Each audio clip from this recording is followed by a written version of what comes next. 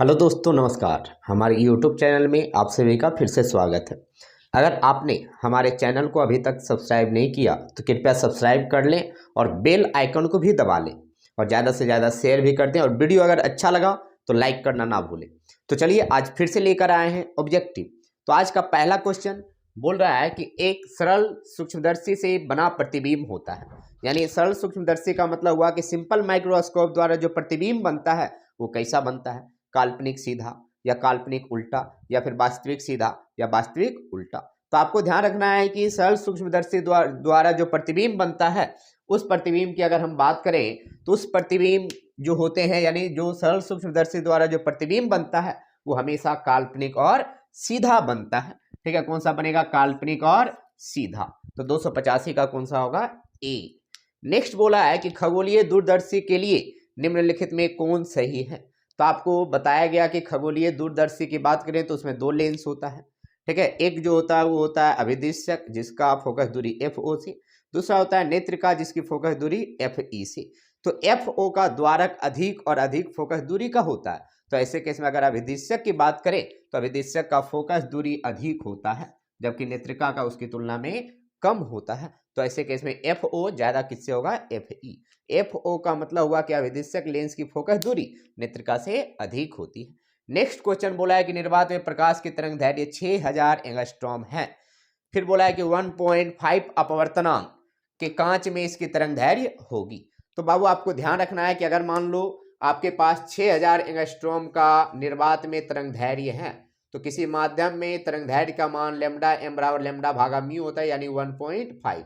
Point जब उड़ाएंगे यहाँ 10 गुना करेंगे 15 से कितने बार में? ठीक है, 400 बार में।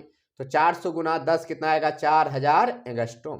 तो 4000 कौन सा है? सी नंबर। तो ऑप्शन कौन सा होगा? C number. कि अगर निर्वात का तरंग दैर्घ्य आपको दे दिया तो वैसे केस में आप अपवर्तनांक से भाग दे दीजिए तो वैसे केस में उस माध्यम का तरंग दैर्घ्य निकल जाएगा। तो ऐसे केस में हमने क्या बोला कि निर्वात में प्रकाश की जो तरंग दैर्घ्य है 6000 एंगस्ट्रॉम है।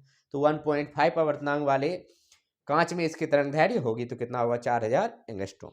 नेक्स्ट बोला गया कि मानव नेत्र की विभेदन क्षमता मिनट में, ठीक है, मानव नेत्र की विभेदन क्षमता मिनट में होता है। तो आपको ध्यान रखना है कि मानव नेत्र का विभेदन क्षमता मिनट में कितना होता है? तो 1 होता है। ठीक है, तो नेक्स्ट क्वेश्चन आपसे क्या बोला गया पहले ध्यान से देखेंगे। बोला गया कि किसी पारदर्शी माध्यम के अपवर्तनांक एवं प्रकाश की तरंग दैर्घ्य में संबंध है। तो ऐसे केस में संबंध क्या होता है? म्यू बराबर A plus B by lambda square plus C by lambda पर पावर 4 ऐसे ही बढ़ते चला जाता है। तो ऑप्शन कौन सा मैच करेगा? C number. तो आपको फिर से एक बार हम रिपीट कर रहे हैं, आपको ध्यान रखना है कि एक सरल सूक्ष्मदर्शी से बना प्रतिबिंब होता है। तो प्रतिबिंब कैसा होगा? काल्पनिक और सीधा। नेक्स्ट क्या बोले हैं कि खगोलीय दूरदर्शी के लिए निम्नलिखित में कौन सही है। तो FO ग्रेटर देन FE। इसका मतलब हुआ कि अभिदिशक लेंस की फोकस दूरी नेत्रिका से अधिक होती है। नेक्स्ट बोला गया कि निर्वात में जो प्रकाश की तरंग दैर्घ्य है वो 6000 एंगस्ट्रॉम है।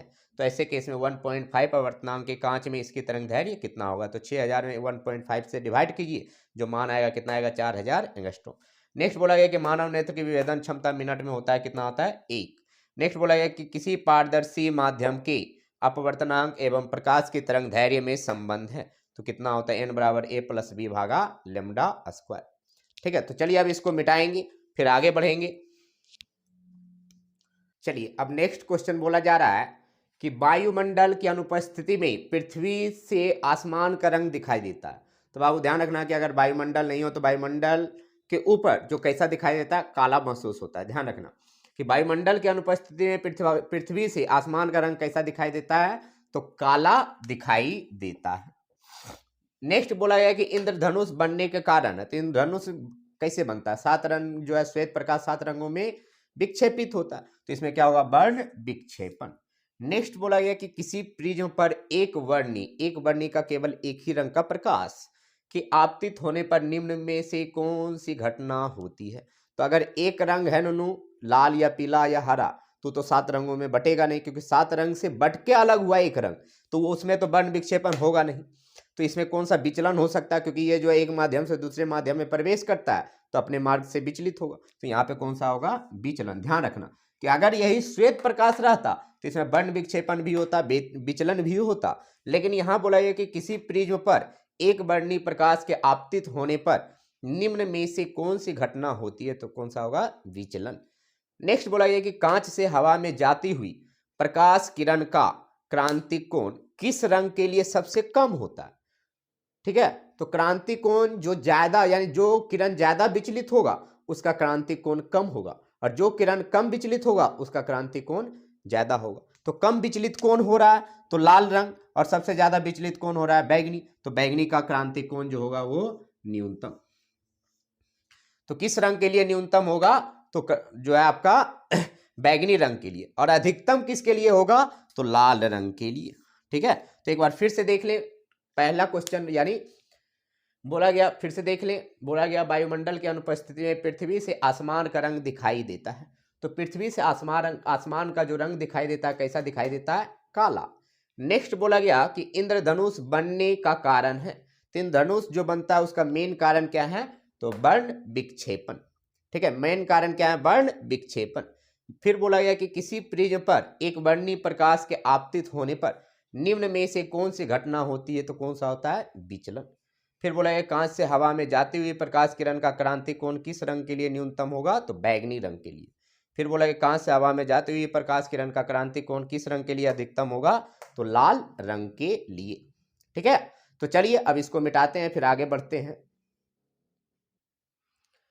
चलिए, बोला गया है कि प्रकाशिक पथ बराबर होता है। प्रकाशिक पथ किसके बराबर होता है? तो पहला में बोला गया अपवर्तनांक गुना पथ की लंबाई, दूसरा में बोला गया अपवर्तनांक भागा पथ लंबाई, तीसरा में बोला गया पथ लंबाई भागा अपवर्तनांक, और चौथा में बोला गया अपवर्तनांक गुना पथ लंबाई बटा 2।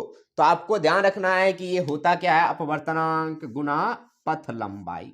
प्रकाशिक पथ का मान जो होता है वो कितना होता है? अपवर्तनांक गुना पथ की लंबाई। ठीक है, तो आज यहीं तक। अब आपसे मिलेंगे नेक्स्ट वीडियो में। बहुत बहुत धन्यवाद।